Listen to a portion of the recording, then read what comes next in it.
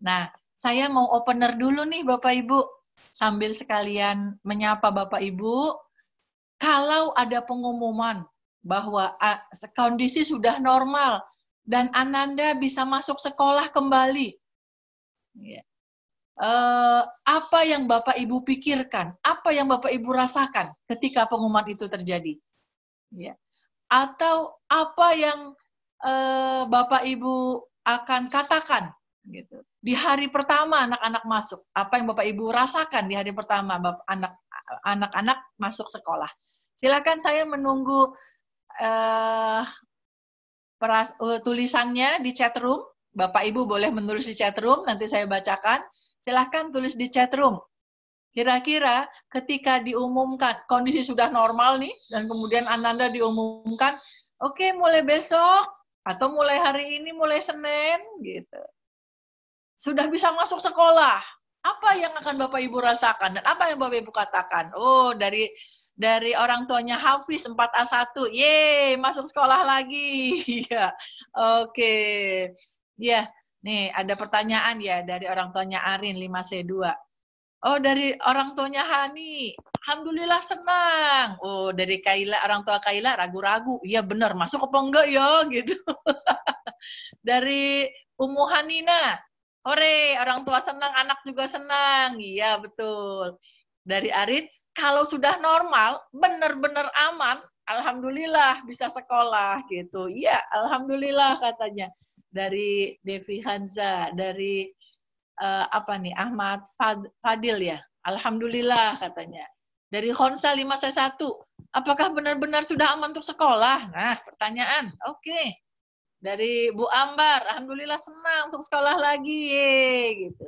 Dari Raka 4C1, ragu-ragu, betul. Dari Ayesa 4B1, alhamdulillah ada tambahan tapi hati-hati ya nak, gitu, betul banget. Izin menyimak ya. Oh, ambil kerja di kantor, silakan. Ayahnya Wildan. Oh, dari Azam sudah kangen sekolah, nggak Azam doang, semua anak nih bener Bu, gitu. Kemudian dari Hamzah 4A1, satu sisi senang, alhamdulillah, tapi selanjutnya orang tua cemas. Bener udah normal nih. Gitu. Orang tuanya Nanda 5B2, langsung sujud syukur, alhamdulillah, kayaknya mimpi ya, bisa nggak sih itu terjadi? Dari Salma 4A2, alhamdulillah ketemu teman-teman lagi. Dari Umi Haikal, alhamdulillah udah bisa sekolah. Oh, ada pesan dari ayah orang tuanya Zakwan, stay safe, jaga jarak aman. Oke. Mengingatkan untuk selalu cuci tangan. Oke. Kalau benar-benar udah normal, nggak ada kasus baru, alhamdulillah. Tapi kalau cuma new normal, iya. Kata orang tuanya Kalila lebih memilih anak tetap sekolah di rumah. Oke. Orang tuanya Ajhar ragu-ragu Bu. Oke. Orang tuanya Fatih alhamdulillah bisa sekolah. Tapi kata orang tuanya Ajhar anaknya udah kangen sekolah. Bener banget. Dari Aish to everyone, alhamdulillah senang. Wah, subhanallah. Ternyata beragam ya Bapak Ibu. Beragam sekali yang kita rasakan, betul banget.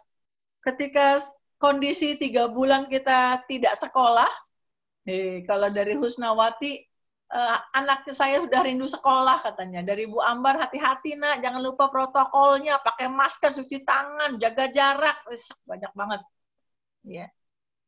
Tapi itu yang kita rasakan dan itu yang kita alami. Setelah 3 bulan anak-anak belajar dari luar, dari jauh, kemudian tiba-tiba masuk sekolah lagi, benarkah? Sudah bisakah? Pertanyaan itu akan terus menghantui kita. Nah, Bapak Ibu, oke, terima kasih. Saya mau masuk ke screen yang slide yang berikutnya. Silakan Bu Yuli. Ya, terima kasih ya Bapak Ibu ya sudah memberikan respon yang luar biasa dan itu juga bisa menggambarkan secara utuh, secara umum gitu ya. Bagaimanakah bagaimanakah berpikirnya kita dan bagaimana orang tua itu menanggapinya. Dan itu akan jadi masukan buat kita semua. Kondisi saat ini terjadi karena virus COVID-19. Sesuatu yang luar biasa dari bulan Desember, Januari awal ya, kita udah dengar tentang virus COVID-19, tapi nun jauh di sana. Dan kayaknya aduh berharap nggak masuk, dan cukup lama loh bisa nggak masuk ke Indonesia gitu ya. Sampai Maret itu baru kita benar-benar masuk, dan ternyata langsung wah semuanya langsung berubah. Jadi COVID-19 yang awalnya hanya wabah, kemudian dia jadi pandemi. WHO menetapkan coronavirus disease COVID-19 sebagai pandemi pada 11 Maret 2020. Sebelum menjadi pandemi, penyakit ini sudah melewati fase wabah, fase epidemi, seperti flu babi di tahun 2009. Nanti kita lihat pandemi flu yang flu babi. Nah, tahap menuju pandemi, yang pertama dia wabah. Ya. Jadi penentuan setiap tahap berdasarkan sebaran kasus secara geografis, bukan jumlah atau tingkat keparahan kasus. Awalnya COVID-19 adalah wabah, karena dia ada peningkatan jumlah kasus penyakit secara signifikan di satu wilayah saja pada periode tertentu. Di pasar Wuhan, di Tiongkok, awal Januari 2020, meningkat sekali kasusnya. Tapi itu masih jauh. Dan di Januari itu saya masih survei ke Singapura ya, karena saat itu mau bawa beberapa sekolah dan muridnya untuk studi banding ke Singapura. Jadi itu kita ragu-ragu, masih ada ada keraguan, ada kecemasan, tapi katanya jauh. Ya. Dan itu ditetapkan sebagai wabah. Tapi kemudian penyebaran wabah capai wilayah geografis yang lebih luas lagi. Bahkan keluar Wuhan, bahkan ke seluruh wilayah Tiongkok. Akhirnya menjadi epidemi. Dan sekarang virus COVID-19 tidak sekedar epidemi saja, tapi sudah menjadi pandemi, di mana penyebarannya sampai ke negara-negara lain melalui penularan lokal dan timbulkan wabah di negara itu. Italia, Iran, Korea Selatan, bahkan sekarang seluruh dunia. Nah, pandemi flu itu kalau kita membandingkan COVID-19, tanggal 11 Maret 2020 ditetapkan sebagai pandemi, ada 114 negara yang terinfeksi dan sekarang masih terus. Flu babi tahun bulan Juni 2009, 74 negara terinfeksi dan dia dinyatakan sebagai pandemi flu. Berakhirnya di Agustus 2020 ketika ditemukannya obat dan penanggulangannya ya. Ya, selanjutnya Bu Yuli. Dan kalau kita mau lihat lagi pengaruh COVID-19 terhadap dunia, saya ambil dari The Fourth Megashift ya, Consumer Behavior in COVID-19. Bahwa ternyata COVID-19 itu mempengaruhi beberapa behavior manusia, terutama tentang stay home lifestyle. Di mana gaya hidup baru tinggal di rumah dengan aktivitas working, living, playing, semuanya di rumah karena adanya social distancing. Juga ada perubahan mengacu di piramida Maslow, di mana ada perubahan di bottom of pyramid, bahwa konsentrasi utama dari piramida kebutuhan manusia adalah makan, kesehatan, dan keamanan jiwa raga. Aktualisasi diri, esteem, itu udah nggak terlalu kita pedulikan. Seperti yang Bapak Ibu ungkapkan tadi di chat room. Oh, saya lebih milih anak saya di rumah aja kalau ternyata belum yakin akan keamanan dan keselamatan. Padahal stay di rumah itu tidak sosialisasi, stay di rumah itu banyak pengaruhnya. Kita juga kesulitan. Tetapi kita milih stay di rumah. Ada juga virtual. COVID-19 ini konsumen menghindari kontak fisik manusia. Mereka lebih menggunakan media virtual atau digital. Mau virtual semuanya. Dan empathic society. Tapi memang COVID-19 ini melahirkan masyarakat baru yang penuh empati, welas asih, dan syarat solidaritas sosial. Kemudian COVID-19, slide selanjutnya Bu Yuli. Ternyata corona membunuh banyak hal Bapak Ibu sekalian. Ini saya ambil hanya 40. 40 list dari produk, dari bisnis, dan kebiasaan yang dibunuh oleh COVID-19. Yang 40 ini biasanya selama ini dalam kehidupan kita banyak banget dan udah biasa sekali. Gitu. Tapi ini terbunuh oleh corona. Handshake, salaman. Sekarang salamannya pakai apa tuh? Gaya Sunda, gitu kan? Consumer confidence, kepercayaan consumer. Motorbike touring, construction, make-up artist, wedding organizer. Oh, katanya kalau mau nikah sekarang bagusnya sekarang nih karena di KUA aja lebih murah.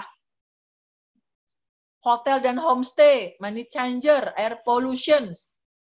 Ada 40 hal yang dibunuh oleh corona, dan 40 hal ini sebenarnya sesuatu yang sudah sangat biasa buat kita. Sangat terbiasa buat kita. Ini mempengaruhi banyak gitu. Mungkin saja dari 40 ini setengahnya biasa dalam kehidupan kita dan kita harus meninggalkannya.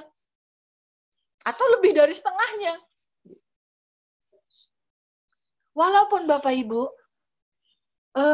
corona virus 19 ini tidak semuanya sepakat loh ada. Saya kebetulan ketua JSIT Banten ya. Saya keliling beberapa sekolah SIT di Banten. Banyak sekolah yang mengatakan, Bu, di wilayah saya di sini, di Kabupaten Tangerang yang pelosok, di Kabupaten di Lebak gitu ya, di Kabupaten Serang, mereka mengatakan kami tuh masyarakat sini nggak percaya sama corona. Katanya ini corona kayaknya buatan seseorang deh, akal-akalan aja deh gitu. Ini rumah sakit pengen cari uang nih di corona, katanya gitu. Emang corona ada, Bu? Atau ada yang ekstrim, yang bilang begini, kita mau minta tolong sama Allah untuk selamat dari corona, tapi nggak mau sholat di masjid.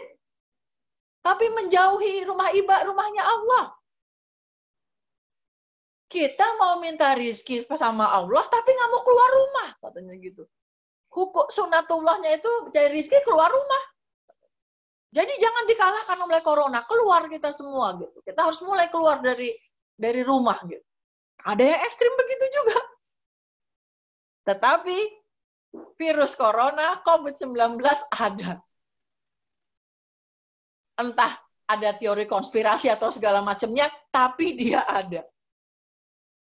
Dan saat ini di Indonesia, awalnya di awal-awal Maret itu 100 gitu ya, 200, kemudian 500. Hari ini seminggu kemarin 1000.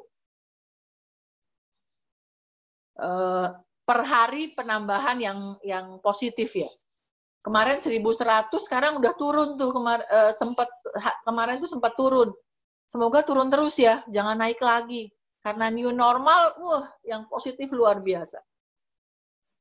Dan Bapak Ibu, sebelum pemerintah sudah resmi memutuskan ya, bahwa SK bersama dari beberapa menteri memutuskan bahwa tahun ajaran 2020-2021 dimulai bulan Juli 2020. Dan hanya yang zona hijau lah yang boleh masuk sekolah, tapi itu juga pakai tahapan, nggak langsung di Juli. Sedangkan zona kuning, zona orange, zona merah atau hitam apalagi, belajar semua di rumah. Itu udah resmi itu. Dan alhamdulillah, sebenarnya Baitul Mal dari bulan Mei sudah memutuskan. Kita nggak sanggup. Kita tidak berani mengambil resiko untuk memasukkan anak di bulan Juli, walaupun nanti misalnya pemerintah bilang, oke, Juli udah masuk. Kami harus pastikan dulu bahwa sarana di Baitul Mal sudah siap. Guru sudah punya karakter protokoler yang kuat dan bisa membangun anak. Orang tua sudah punya cara, sudah punya keyakinan, sudah punya kemampuan untuk mengantar anaknya dan menjemput anaknya ke sekolah. Dan siswa juga sudah punya sikap protokoler yang kuat. Kalau 4 ini nggak ada, nggak berani Baitul Mal menerima murid. Jadi kami sebenarnya sudah memutuskan sebelum pemerintah mengeluarkan pengumuman itu, Juli Agustus kita daring. Nanti September, kalau sudah mulai turun, kita mulai gantian, kita akan mulai buat bertahap. Yang masuk 1 kelas dulu, nanti dibagi kelas-kelas kecil, diajar oleh semua guru. Jadi mungkin sebulan sekali anak itu masuk hanya 4 kali saja. Untuk ngebentuk karakter dulu aja. Karena ngebentuk karakter protokoler itu juga anak akan megang sembarangan, kemudian akan mengelap matanya, mengelap hidungnya gitu. Sampai anak aware terhadap itu, kita nggak siap menerima murid semuanya. Dan kita nggak akan ambil resiko menjadikan sekolah sebagai wasilah, sebagai sarana untuk virus tersebar. Tapi alhamdulillah ternyata pemerintah dan Pondok Aren, Tangerang Selatan itu zona merah ya. Jadi kita sudah pasti insya Allah 98% ya, ternyata takdir Allah mengatakan tiba-tiba COVID hilang gitu ya. Itu kan kekuasaan Allah, itu lain ya, takdir Allah. Tapi 98% tahun ajaran baru besok, Juli, kita akan belajar lewat online. Sampai kapan? Kemungkinan berharap Desember doang. Berharap Oktober kita udah mulai bisa beradaptasi seminggu sekali masuk gitu ya, bergantian. Tapi kalau belum siap, sampai Juni pun kita jalanin pembelajaran online. Jadi Bapak Ibu, kami ingin memastikan banget bahwa 6 bulan itu, 2 bulan itu waktu yang anak-anak melewati waktu itu. Jangan sampai pembelajaran online kita anggap sebagai pembelajaran darurat. Jadi bisa seadanya aja, kan darurat. Boleh, kalau kemarin awal Maret, tiba-tiba pertengahan Maret, 17 Maret, kita tiba-tiba semuanya tidak masuk pelajaran online. Tuh kaget kita itu. Guru-gurunya nggak ada satupun yang punya pengalaman belajar online waktu kecilnya. Semuanya belajarnya TK, SD, SMP, SMA, kuliahnya kopdar, konvensional. Jadi gurunya nggak pernah punya pengalaman belajar lewat online waktu sekolah, waktu di SD, di SMP, di SMA. Sekarang harus tiba-tiba merancang. Darurat, iya itu namanya.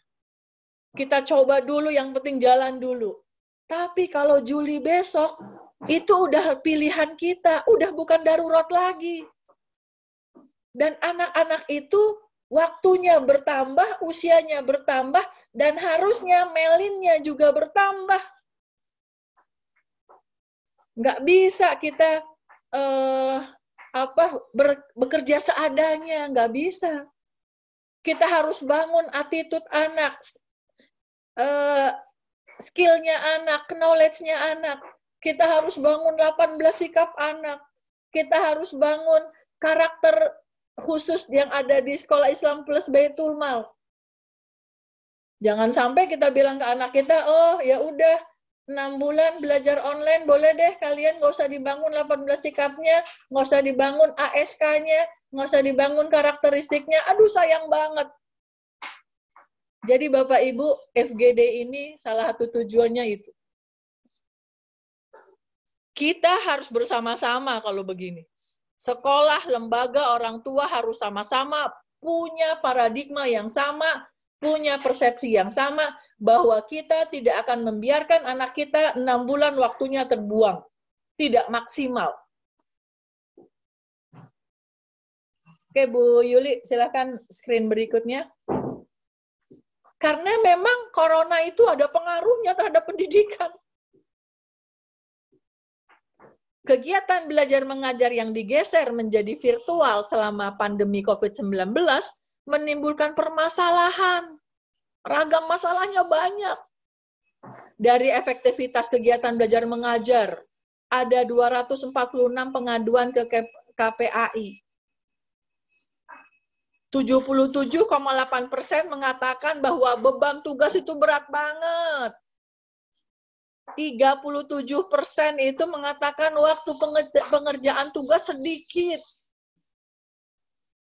Minimnya keterampilan guru dalam pendidikan jarak jauh. Jadi proses belajar mengajar tidak menarik. Media digital yang digunakan guru terbatas. 83% guru itu menggunakan WhatsApp, Line, Facebook, dan Instagram. 53% guru hanya mengejar ketuntasan capaian kurikulum saja. Ini evaluasi dari 3 bulan kemarin. Ya. Kemudian belum kalau kita bicara tentang akses internet. Ya. 36% penduduk bukan pengguna internet di tahun 2019 itu. Tahun 2020 ya, nggak jauh beda tuh. 42% itu siswa tidak punya kuota internet memadai. 15% itu siswa tidak memiliki laptop, komputer, atau HP. Sama, di rumah saya juga sama. 8% guru yang mengerti teknologi pembelajaran online. Dan orang tua terbebani biaya SPP. Ini pengaruh corona terhadap pendidikan, dan ini sudah kita alami 3 bulan ini. Tantangan-tantangan ini tidak bisa kita jadikan terus tantangan dan kendala di 6 bulan atau setahun besok. Kalau ini kendala juga terjadi kendala dan nggak ada solusinya, kita nggak naik level namanya. Lanjutnya Bu Yuli. Nah, pengaruh corona terhadap pendidikan juga. Oh, nggak ada. Apakah saya nggak ada, suara saya nggak ada? Ada ya? Jelas, Bu. Oh, jelas ya? Jelas, Bu. Jelas. Oke.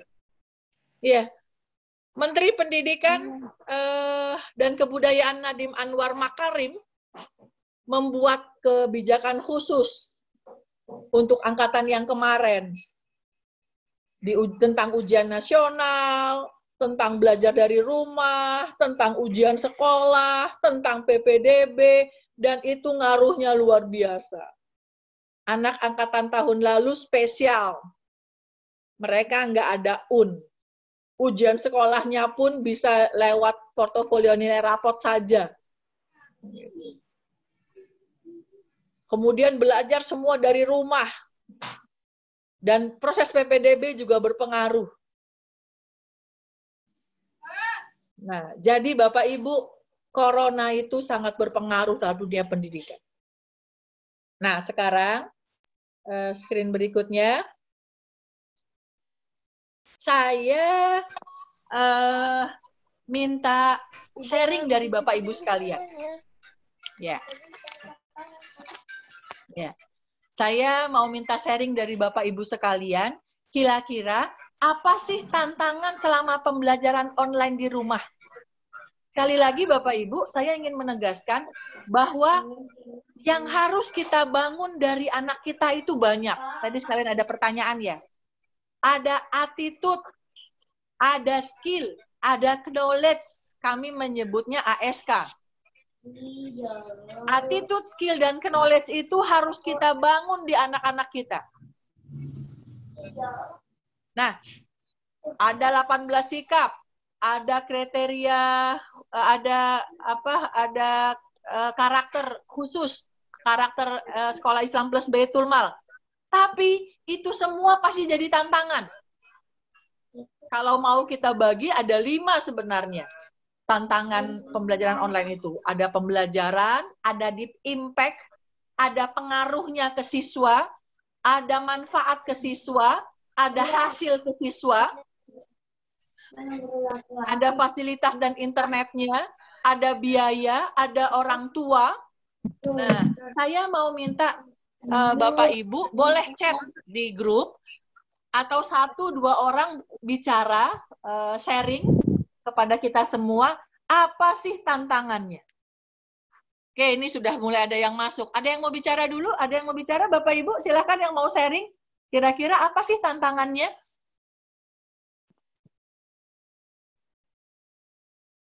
Ada yang mau sharing boleh mic-nya di unmute?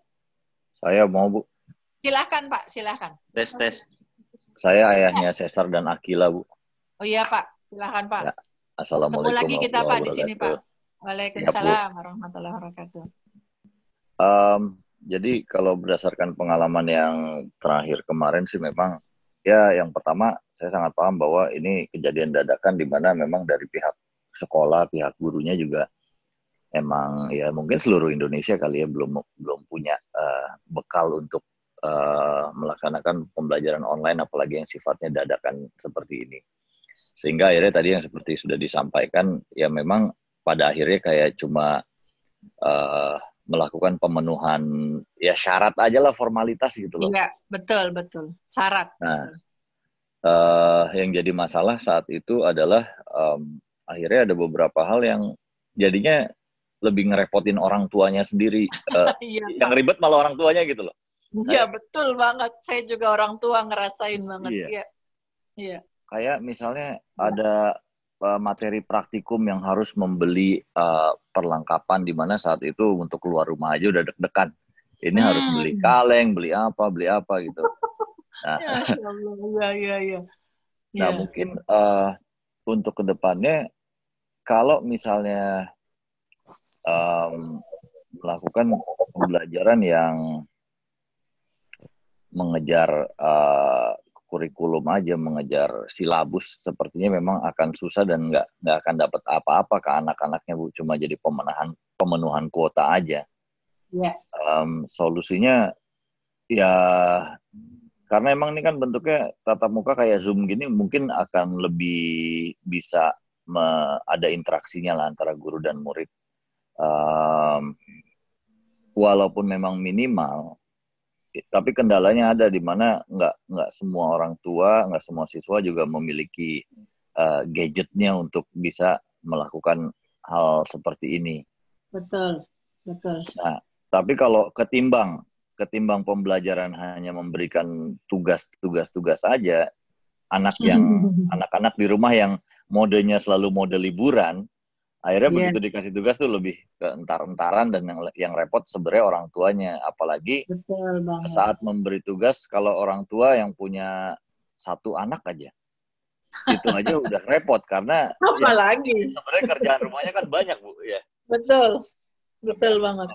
Belum pekerjaan di kantornya mungkin, belum kegiatan lain. Ini harus melakukan pekerjaan tambahan dari tugas anak-anaknya yang tugasnya lumayan agak banyak karena dari tiap mata pelajaran mungkin ngasih juga dan dia tinggal dikali berapa anak aja. Sehingga banyak rezeki. Ya. Tangannya lebih mungkin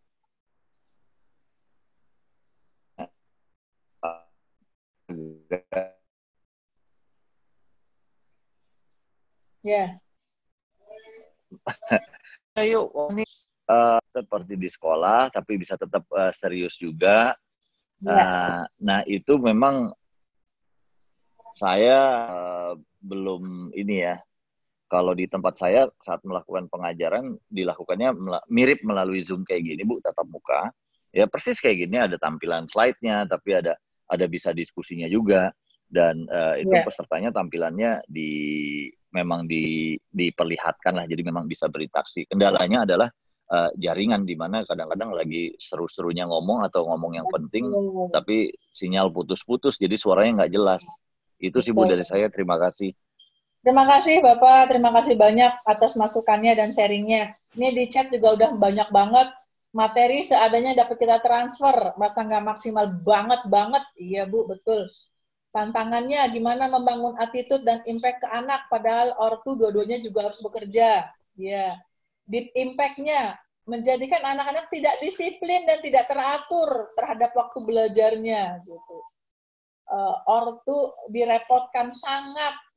Tantangannya membangun kemandirian anak dan bagaimana membuat anak juga tahu kondisi seperti ini hingga mereka perlahan juga mulai belajar menyelesaikan diri mereka. Kemudian membangun karakter anak sangat susah Karena anak lebih mau menerima arahan langsung dari guru dibandingkan orang tua. Apalagi orang tua bekerja. Gitu. Padahal yang ingin kami bangun dengan menyekolahkan anak adalah karakter, sikap, dan perilaku yang islami. Betul banget. Anak kurang nurut dengan orang tua. Anak lebih nurut sama guru. Ya, oke. Keterbatasan kemampuan orang tua dalam mendidik dan mencerminkan anak serta waktu. Betul banget. Belajar anak-anak di rumah tidak semaksimal di sekolah. Kendala anak-anak kayak liburan. Ini liburan atau masih sekolah gitu ya. Jadi kalau disuruh belajar dan ngerjain tugas susah. Kurang disiplin sama waktu. Iya. Ya, tugas yang diberikan tidak secara signifikan memberikan perubahan pada diri anak. Sulit motivasi anak. Ya, oke. Setuju diadakan metode kelas Zoom seperti ini. Ya. Ya, Bapak Ibu. Persepsi anak rata-rata ini adalah liburan ya. Iya. Terpaksa memperhatikan anak saya di TK ya, karena harus ngajar 2 anaknya. Subhanallah. Ada banyak banget tantangannya ya Bapak Ibu ya. Dan ini semua akan kita gali sama-sama, tetapi kita akan gali di ruang breakout room.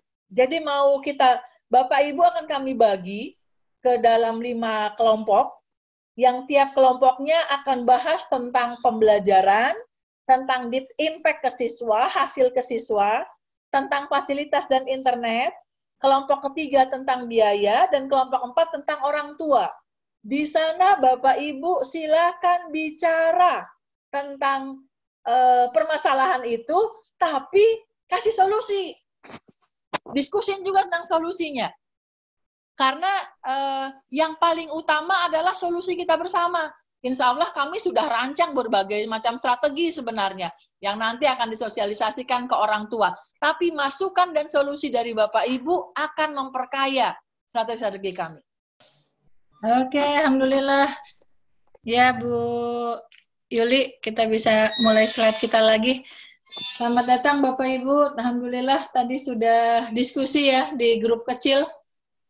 Semoga diskusi Bapak Ibu di grup kecil bisa memberikan sarana untuk berdiskusi dan mengeluarkan pendapatnya serta solusi-solusi yang Bapak Ibu punya.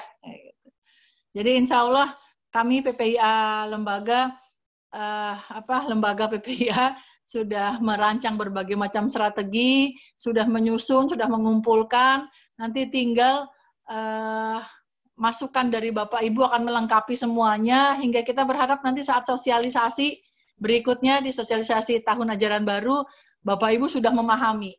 Nanti di FGD kedua, insya Allah setelah di bulan awal Juli ya, kita akan ada FGD kedua, kita akan sama-sama fokus menyamakan persepsi tentang apa yang bisa kita lakukan agar pembelajaran di Juli tahun ajaran 2020 ini menjadi pembelajaran yang maksimal, walaupun pembelajarannya lewat PJJ. Nah, sekarang waktunya presentasi kelompok. Oke, ada 5 kelompok tadi. Waktunya untuk mempresentasikan kelompok. Silakan, kelompok 1. Bu Yuli berarti bisa stop share screen-nya ya. Kelompok 1, terima kasih Bu Yuli. Kelompok 1 siapa ya yang mau presentasikan? Omongan tadi siapa? Bu Yana ya, mentornya ya? Iya. Kira-kira Bu Yana kelompok 1 siapa yang mempresentasikan? Subhanallah, banyak sekali. Banyak. Banyak, iya, waktunya karena memang cukup lama. Silakan Bu Yana, siapa yang presentasikan Bu Yana?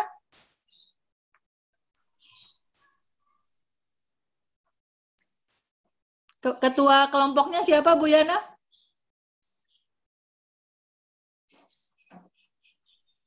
Bunda Wildan. Ya. Oh iya. Wildan, dipersilakan. Silakan Bunda Wildan.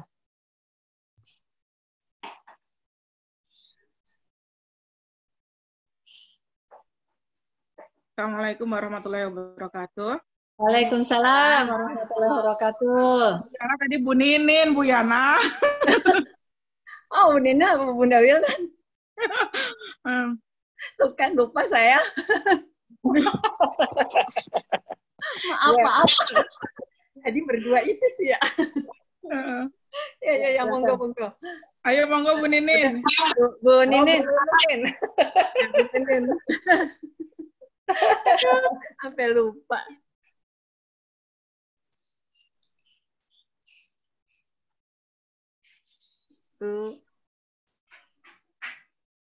Bu Ninin, silakan boleh.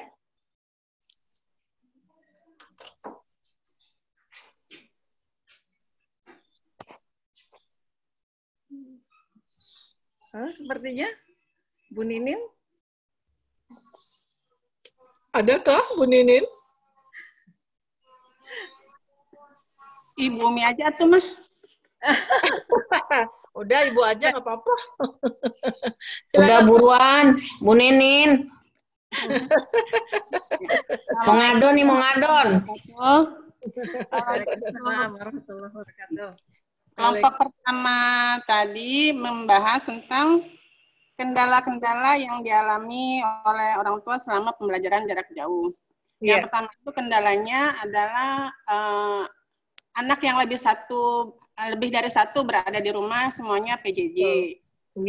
Dan sifat-sifat anak-anak itu berbeda-beda ya. Ada yang diarahkan, ada yang diarahkan, ada yang sesuai moodnya gitu. Terus kemudian yang kedua yaitu pendampingan orang tua selama anaknya belajar di rumah. Apalagi yang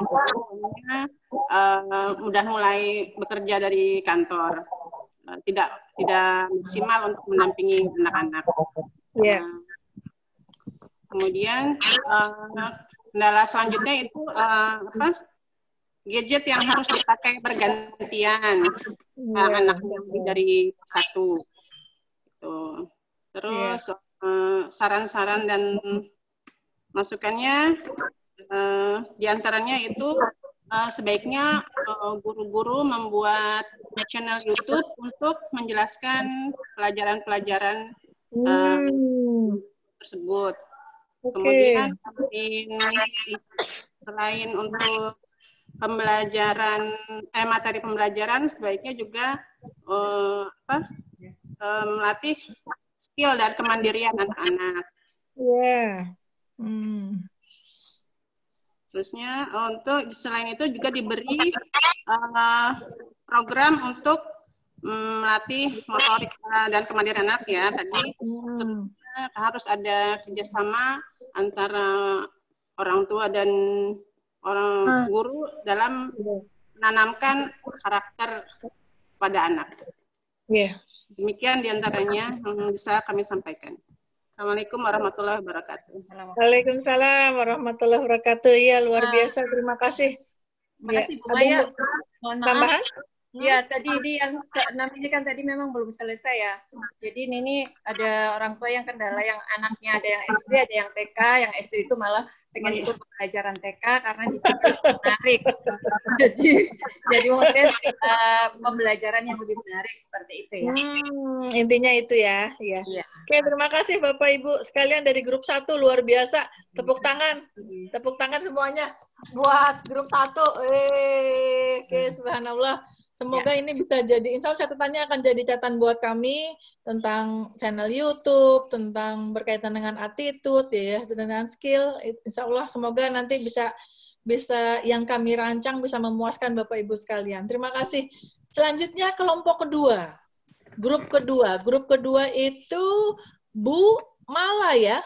Assalamualaikum warahmatullahi wabarakatuh. Waalaikumsalam warahmatullahi wabarakatuh. Ya, saya Anggi, Mama dari Brave 5C2, ingin mempresentasikan sedikit mengenai tentang materi kedua, yaitu tentang deep impact ya Ibu ya. Deep impact terhadap siswa mengenai pembelajaran jarak jauh ini. Oke, deep impact itu tadi adalah impact atau apa sih yang hasil ya, hasil yang diterima oleh anak-anak setelah mendapatkan efek ya, sebetulnya efek dari proses pembelajaran jarak jauh terhadap anak didik. Gitu. Efek-efeknya seperti apa saja. Nah, tadi grup kita sudah mendiskusikan kira-kira efek yang terjadi seperti apa, dan ada juga beberapa solusi yang kita sampaikan juga dari ibu-ibu grup kita solusi yang mungkin dapat membantu untuk mengurangi efek negatifnya, mungkin seperti itu. Gitu ya. Wah, yang namanya efek mungkin, ya saya juga nunggu slide dulu sebentar ya Bu. Iya Bu, silakan ngomong Bu. Lupa inget soalnya. Agak banyak soalnya tadi. Iya. Yang namanya efek pasti di mana-mana pasti efeknya pasti tidak maksimal, kurang baik, negatif atau segala macam. Nah, kita hanya berusaha diskusinya tadi gimana sih caranya meminimalisir efek-efek yang akan muncul dari pembelajaran jarak jauh. Begitu. Kalau dari saya sih tadi yang sudah saya sampaikan ke Bu Mala dan dari beberapa teman-teman yang lain, salah satu efeknya mungkin adalah anak yang dimotivasi untuk belajar. Dimotivasi, ya mereka dimotivasi karena mungkin kurangnya sentuhan dari pihak guru. Ya mau percaya nggak percaya, skill kita berbeda dari para guru-guru kita. Makanya saya sangat apresiasi sekali guru-guru, khususnya untuk anak-anak. Pembelajaran dewasa dan anak itu sangat berbeda, saya tahu sekali. Anak-anak tuh lebih challenging dibanding yang dewasa. Jadi salah satunya adalah motivasi. Mereka yang merasa bahwa impact-nya, merasa bahwa dengan corona ini mereka liburan. Mereka persepsi yang muncul adalah saya liburan, jadi untuk apa saya belajar gitu ya. Apalagi dengan kadang belajar yang tidak menggunakan seragam itu juga dapat demotivate mereka untuk memahami pelajaran. Nah, sometimes juga ketika kita sebagai orang tua meminta anak untuk mengerjakan soal yang diberikan oleh para guru, mereka juga cenderung untuk malas-malasan itu pasti. Malas-malasan dan cenderung merasa ini emak gue ini gitu loh, ngapain gue harus ngikutin gitu ya, ntar sok aja ntar juga diem gitu ya, karena kan definisi ibu-ibu kan cenderung yang ayo cepat gitu ya, itu kan udah termindset di otak mereka seperti itu gitu loh, bawel mama cerewet gitu ya. Beda sama ibu guru yang memang punya skill luar biasa kalau menurut saya sih. Dan orang tua nih challenge-nya salah satunya adalah mungkin kita beberapa masih work from home, beberapa dari kita mungkin punya lebih dari satu anak, yang juga ada pekerjaan rumah gitu ya, yang harus kita lakukan. Jadi memang kadang kita nggak sabaran gitu loh untuk cepetan kerjakan, karena ini saya harus kumpulkan ke guru kamu sekarang gitu. Tapi dianya juga tidak ada motivasi, itu sih. Gitu. Mungkin sudah ada Bu Mala biar lebih detail. Udah bisa Bu Mala? Ini aku nggak bisa keluar nih. Oh, share screen ya? Iya.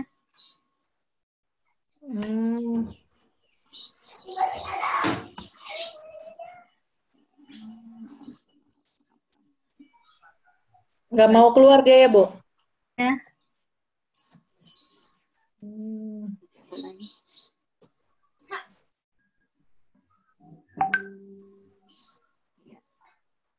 Ayo tadi Mama Bref usulannya yang untuk ini beberapa yang kegiatan-kegiatan di sekolah.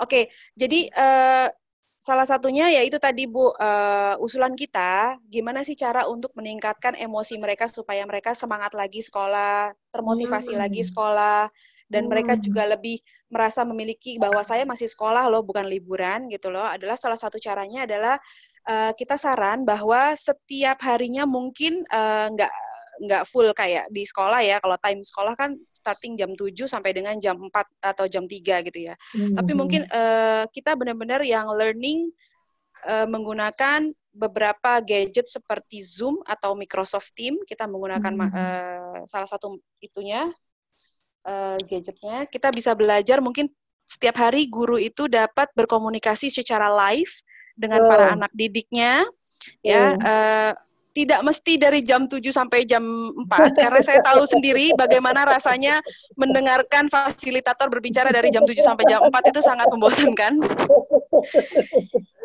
Iya. Jadi mungkin tapi interaksi ya, interaksi live secara ya? live. Ya, interaksi secara live ya, mungkin nggak mesti 8 jam atau 9 jam, tapi cukuplah 2 jam dalam sehari.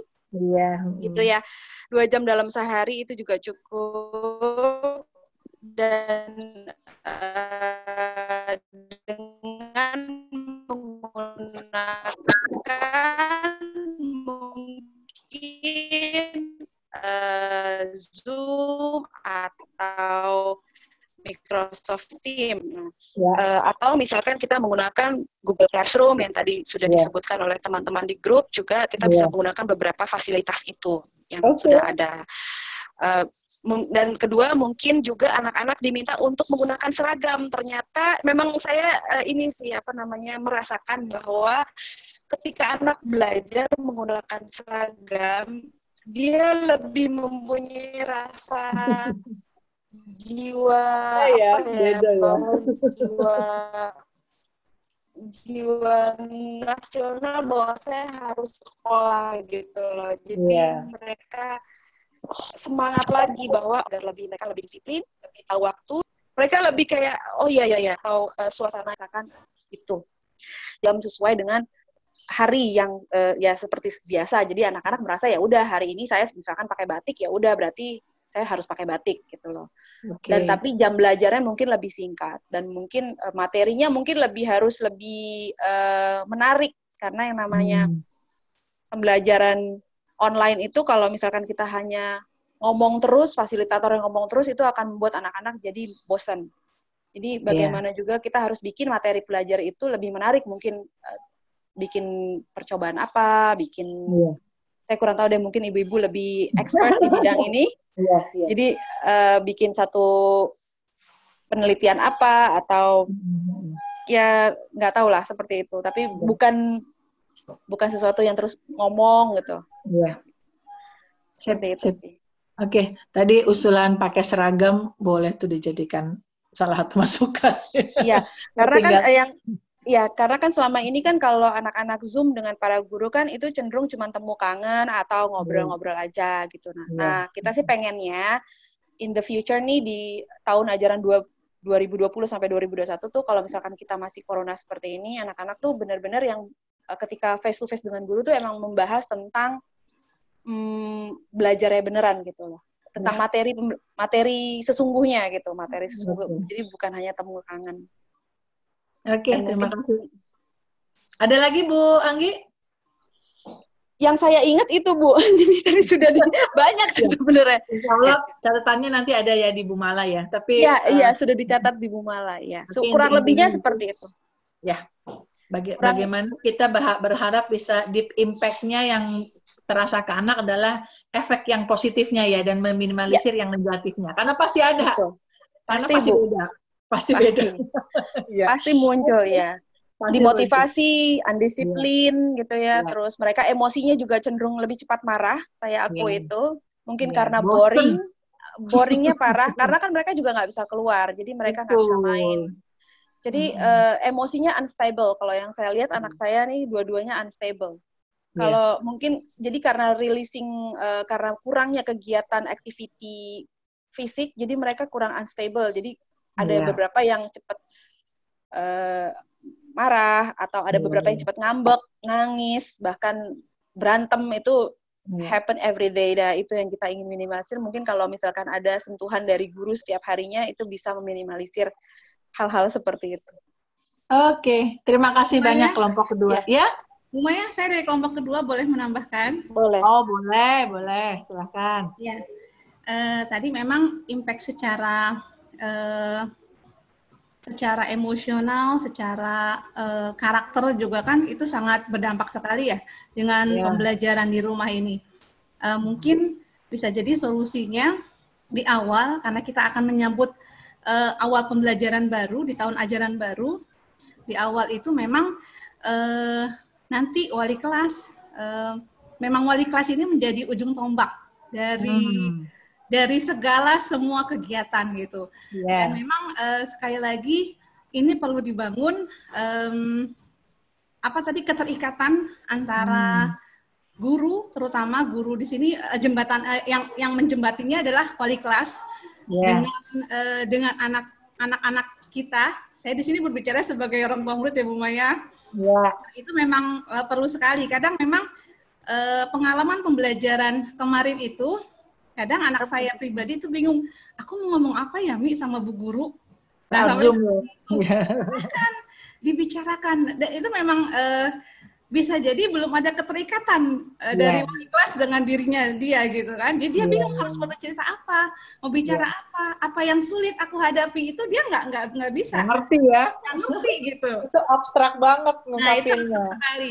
Jadi memang solusinya adalah memang nanti ke depan wali kelas harus betul-betul bisa sering menyapa anak-anaknya, entah itu dalam bisa dengan Zoom, bisa dengan Google Meet, banyak cara yang bisa dilakukan sehingga terjalin hubungan yang baik banget antara wali kelas dan anak. Dan mungkin bisa di awal dibuat kesepakatan bersama. Teman-teman, kalau ini kita mau gimana nih? Teman-teman mau seperti apa? Biar tugas-tugas kita enak. Kalau ada kesulitan mau seperti apa? Biar lebih enak ke depannya. Dan ini kesepakatan di awal ini sangat-sangat mempengaruhi nanti pembelajaran seterusnya gitu Bu Maya. Iya. Oke, terima kasih Bu Ratna atas masukannya, tambahannya tadi dari Bu Anggi. Ya, terima kasih banyak kelompok 2 ya. Tadi deep impact-nya engagement. Bagaimana ada hubungan yang kuat gitu ya, hingga motivasi bisa terus kejaga, disiplin terus kejaga, karakter bisa terus kebentuk. Oke, udah ketangkep. Makasih banyak kelompok kedua. Sekarang kelompok ketiga, Bu Lastri ya, kelompok 3 ya? Ya Bu Maya, kelompok 3 insya Allah nanti akan disampaikan oleh Bapak Feby, ayahnya dari Akila. Oke, silakan. Oke, baik. Assalamualaikum warahmatullahi wabarakatuh. Waalaikumsalam warahmatullahi wabarakatuh. Baik Bapak Ibu, rekan-rekan, ini hasil diskusi kami di kelompok 3, sebenarnya diskusinya lebih ke membahas secara keseluruhan sih. Jadi hampir mirip dengan yang sudah disampaikan tadi dan sempat dibahas juga di grup besar. Jadi yang pertama ini mengenai tugas siswa, kalau yang dikasihnya seperti kayak kemarin itu akhirnya kendalanya banyak karena anak merasa masih dalam suasana liburan. Jadi nyelesainnya entar-entaran, akhirnya tugasnya numpuk, orang tua yang stres dan lain-lain. Nah, usulan yang tadi dibahas dan sepertinya kami sepakati agak mirip juga dengan yang dibahas di kelompok sebelumnya, bahwa pengajarannya dilakukan melalui Zoom meeting atau MS Teams. Cuma bedanya kalau di kelompok kami lebih kayak mensimulasi kelas yang ada, artinya misalkan dari jam sekian sampai jam sekian mata pelajaran ini, nanti gurunya masuk. Setelah itu jam sekian gurunya masuk lagi yang lain. Gitu. Memang kendalanya adalah akan sangat membosankan, seperti yang tadi disampaikan dari fasilitator dari pagi sampai sore. Tapi tetap dibikin waktu istirahatnya seperti sekolah. Ada waktu sekolah sholat duhanya, ada istirahat makan siangnya, dan seterusnya. Kendalanya ini kendalanya agak panjang, dan juga untuk orang tua yang punya anak lebih dari 1 dan harus melakukan ini secara bersamaan, akhirnya gadgetnya memang perlu lebih dari 1. Tapi kalau kita bicara dari harapan untuk gimana caranya melakukan proses pembelajaran yang paling nggak bisa mendekati seperti anak-anak kalau di sekolah, ya. Pakai seragam juga kami sepakati. Pakai seragam kami sepakati agar mode sekolahnya itu muncul. Bukan mode liburan yang muncul. Jalan ya.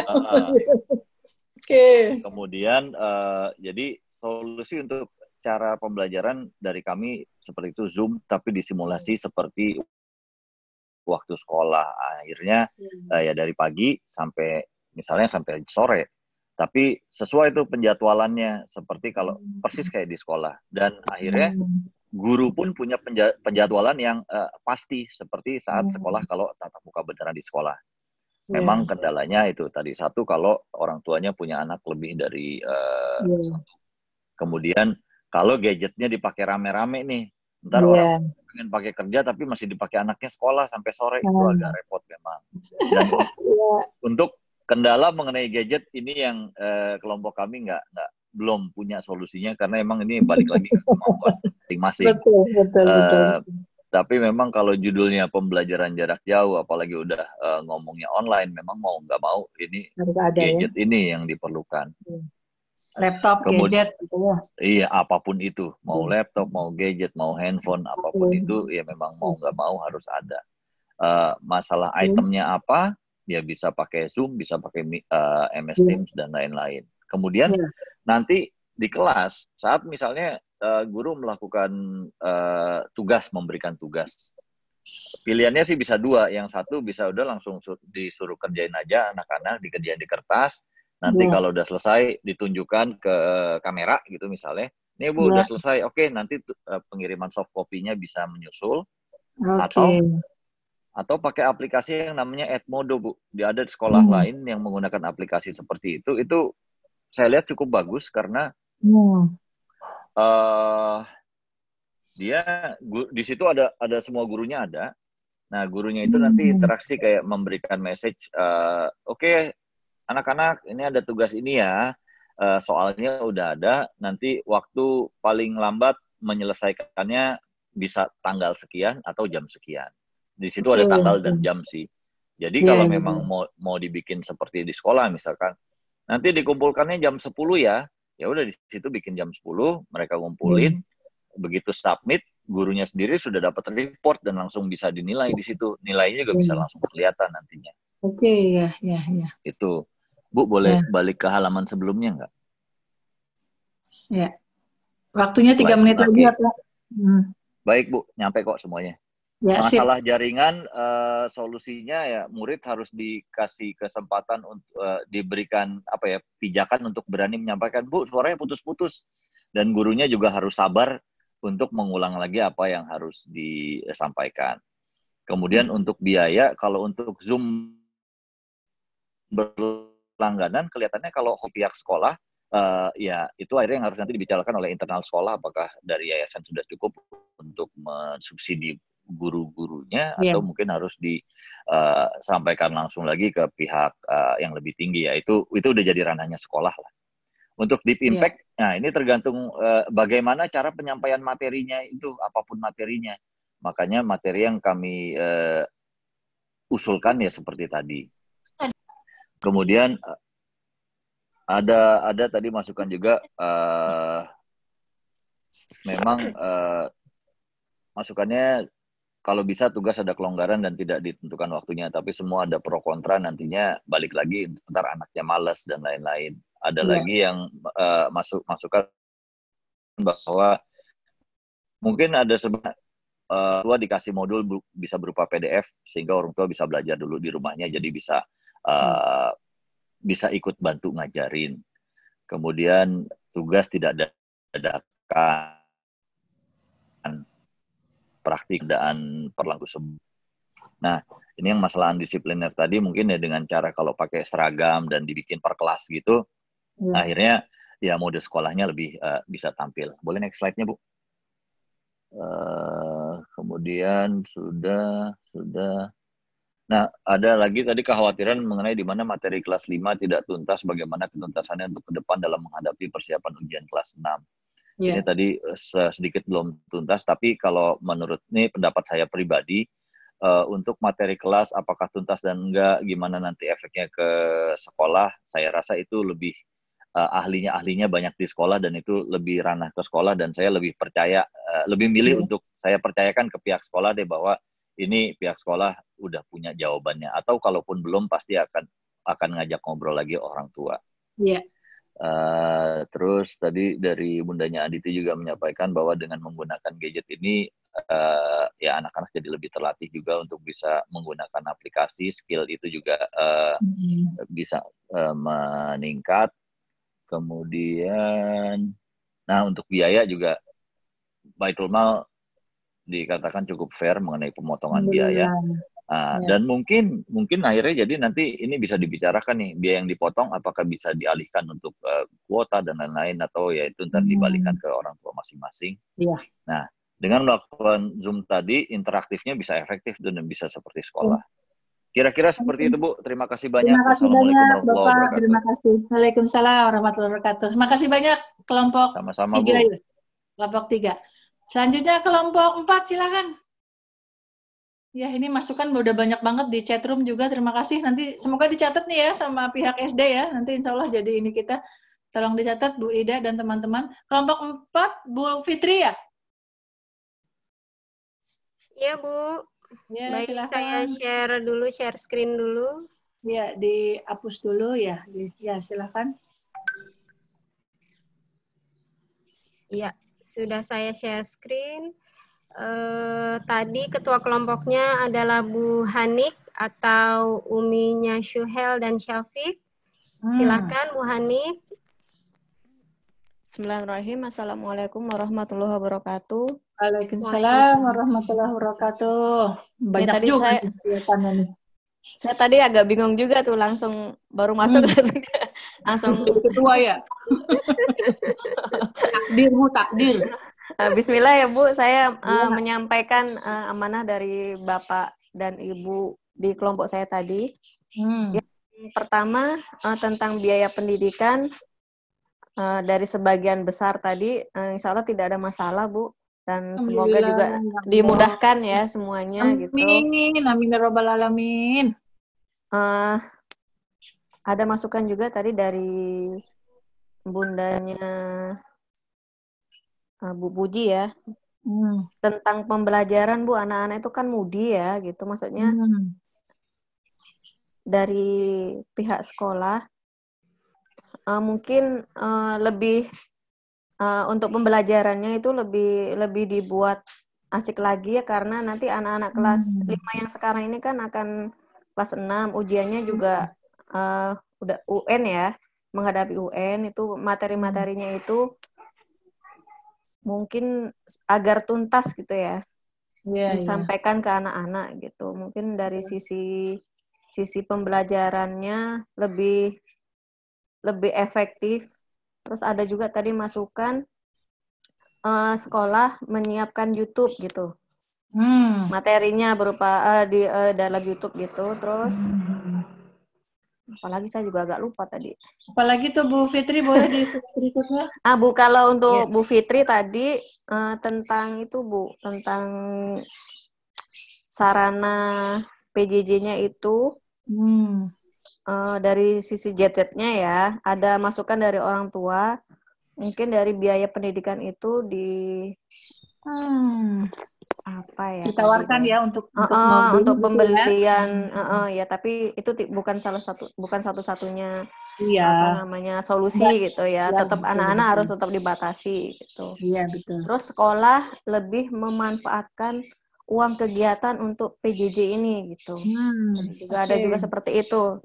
Terus apa lagi ya? Agak lupa juga saya. Ada boleh diganti di slide yang kedua. Waduh ya Bu ya. Ada. Mohon Bu Fitri. Nah, ini sekolah lebih efektif lagi untuk pengalokasian biaya kegiatan. Udah semua nih kayaknya ya. Iya Bu ya. Ingat Ibu berarti detail. Ada lupa tadi Bu. Ada lagi cukup Bu? Bu Puji, ya Bu Puji, monggo ditambahkan Bu. Iya, tadi usulannya Bu Rahayu Fitri, uang eskul Bu Maya. Ya. Eskul itu dialokasikan untuk pembekalan anak tentang gadget, tentang media sosial gitu ya. Parenting orang tua deh kayaknya tadi Bu. Iya, parenting buat anak. Iya. Ya, murid dan orang tua bisa gitu ya. Terus dihadirkanlah pakar-pakar gitu ya, yang ahli di bidang ini gitu. Jadi nanti misalkan dijadwalkan setiap hari apa, ada pelatihan gadget, pelatihan media sosial gitu untuk orang tua. Jadi nggak apa-apa misalkan tetap bayar eskul tapi dialokasikan untuk skill gitu Bu. Siap. Masukannya dicatat. Iya. Oke. Gitu. Kelompok 4 cukup ya berarti ya? Iya Bu. Insyaallah. Ya, terima kasih banyak kelompok 4. Idenya, solusinya, sarannya luar biasa. Jadi masukan banget buat kami, banyak hal-hal yang tidak terpikirkan disebutkan oleh di sana. Insya Allah akan melengkapi kesiapan kita ya. Oke, kelompok 5 selanjutnya, Bu Rosma, kelompok terakhir. Iya Bu Maya, sebentar saya share screen dulu.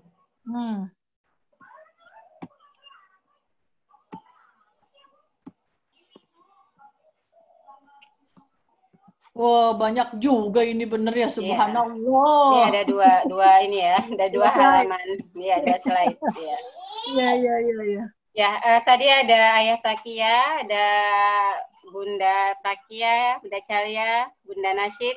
Mungkin bisa diwakili oleh Bunda Nasyid untuk membacakan hasil diskusi kita tadi di ruang 5. Silahkan Bunda Nasyid. Silakan Bu. Ya. Insya Allah saya akan mewakili. Bismillahirrahmanirrahim. Assalamualaikum warahmatullahi wabarakatuh. Waalaikumsalam warahmatullahi wabarakatuh. Saya di sini akan mewakili teman-teman Ibu Bapak tadi ya dari wali murid 4. Touch. Lihat touch. Ininya touch. Canggihnya touch. Tadi hasil kita tadi lumayan. Ya. Yang pertama itu untuk orang tua yang bekerja ya.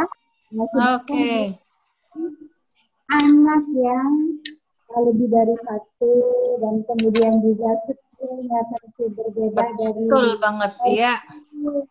Jadi banyak kendala yang didapati gitu ya dari kemudian keterbatasan gadget juga, waktu dan berjalan banyak benar ya. Iya. Penyampaian ke anak ini kurang efektif ya dari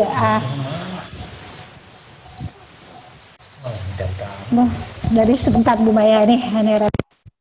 Ya, suaranya biar lebih jelas tadi udah jelas banget. Biar lebih jelas.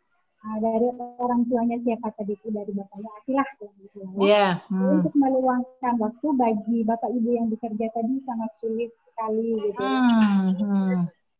Tadi skillnya dengan para guru itu tentunya berbeda ya. Iya betul. Pelajaran matematik, metodenya seperti itu. Kemudian stasiun takfir gitu ya.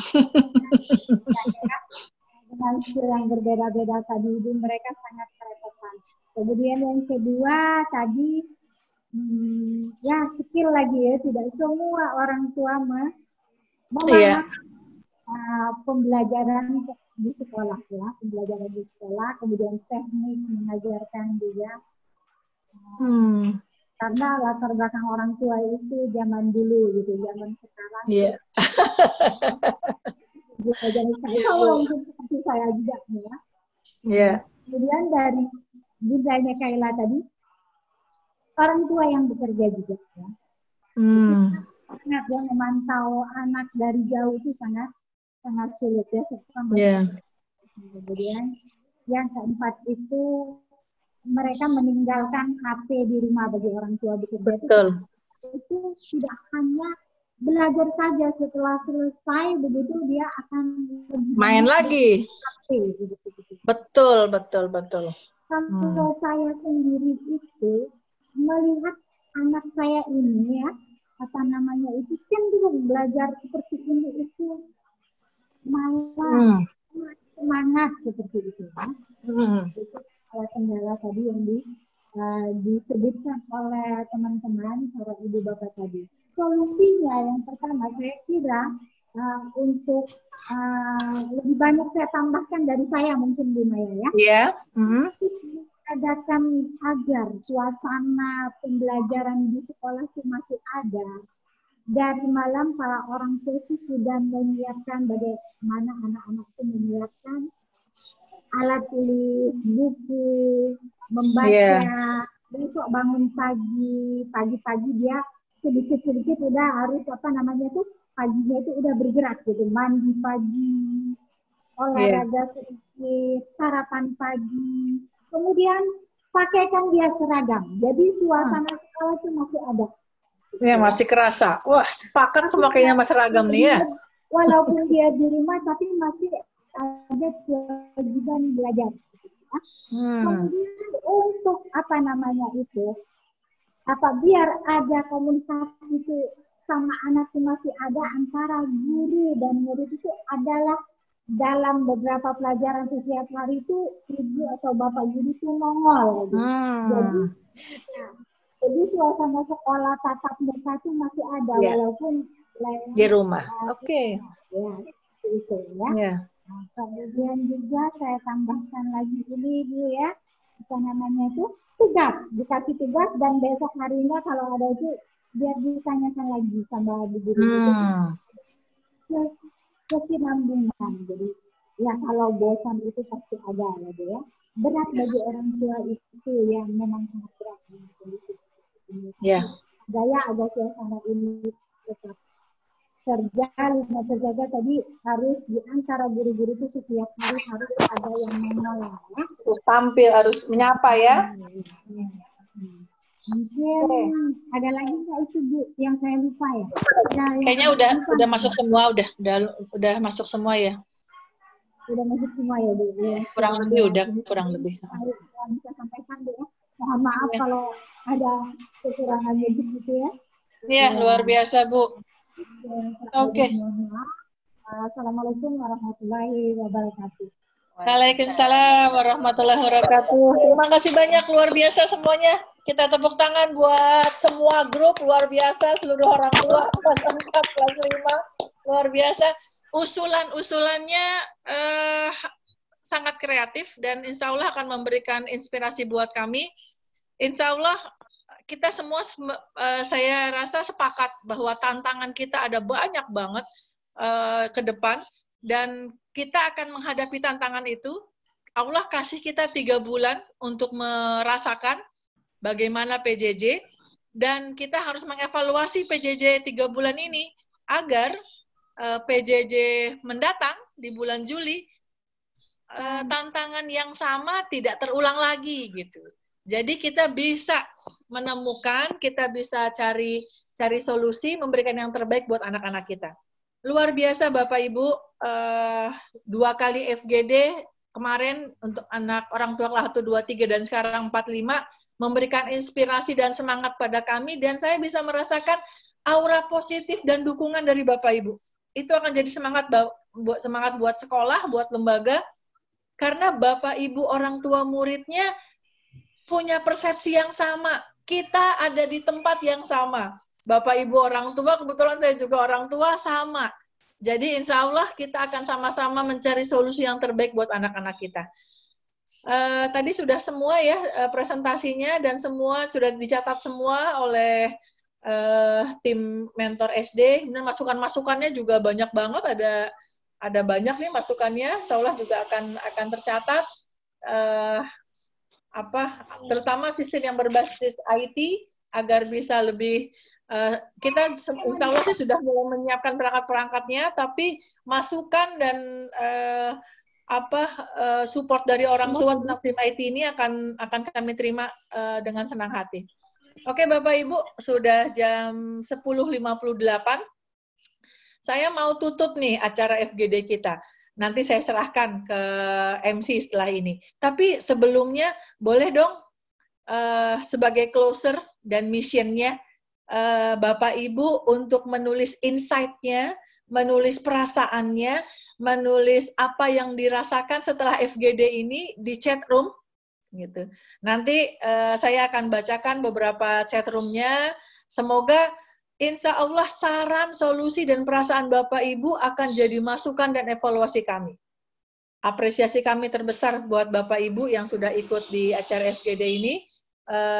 Insya Allah akan memberikan masukan dan usulan buat penyusunan strategi di tahun ajaran baru besok.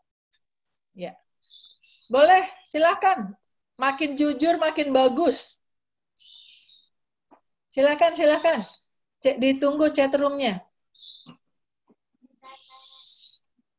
Ya, dari Pak Budi, terima kasih sama-sama. Orang tua sudah diberi kesempatan memberikan pendapat, ya, walaupun belum maksimal, tapi ini sudah ada forumnya. Kalau bisa kita bisa belajar seperti biasa. Oh, amin ya Allah, amin ya rabbal alamin. Tapi tadi masukan bahwa kelas parenting kayaknya harus kita buat agar jadi komunikasi. Bagaimana ketika Zoom dikemas menarik biar anak-anak tidak canggung dan malu tadi ya, oke. Jangan salahkan kondisi, siap. Coba beradaptasi dan cari solusi. Amin. Semoga orang tua dan sekolah bisa bersinergi. Oh, iya. Alhamdulillah banyak yang masuk. Terima kasih banyak. kita belajar, ya betul, menjadi orang tua yang sesuai fitrahnya.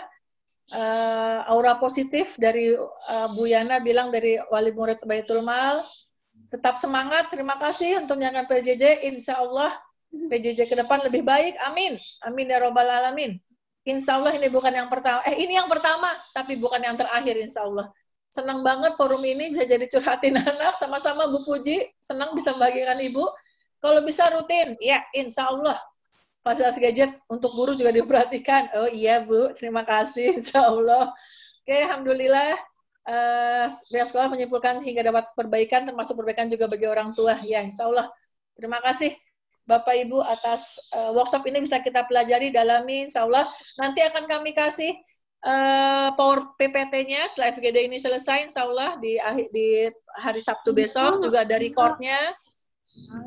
Kami juga akan kirim evaluasi Bapak Ibu ya di kelas untuk jadi bahan masukan buat kami. Insya Allah, sebulan sekali, wih luar biasa. Insya Allah semangat juga untuk orang tua BM, orang tua wali murid semuanya. Tasin tahfiz tetap dilakukan, belajar mengajar ya, amin. Masukannya kami catat. Alhamdulillah, terima kasih Bapak Ibu, semangat buat kita semua. Insight-nya ada banyak. Senang ketika Bapak Ibu juga merasakan kemanfaatan dari sini. Tadi ada yang chat ke saya, ada yang mau tanya. Apakah ada yang mau bertanya, Bapak Ibu, sebelum saya kasih ke MC dan saya tutup? Saya tutup dan saya kasih ke MC. Nggak ada ya, nanti bisa pertanyaan, bisa lewat itu saja. Ya, tetap semangat. Terima kasih Bu Ambar. Insya Allah tetap semangat kita semua. Ya, selalu semangat untuk hadapi ya Umi Nasid. Silakan. Insya Allah. Oke, Bapak Ibu, terima kasih banyak ya atas responnya, atas partisipasinya, kerjasamanya.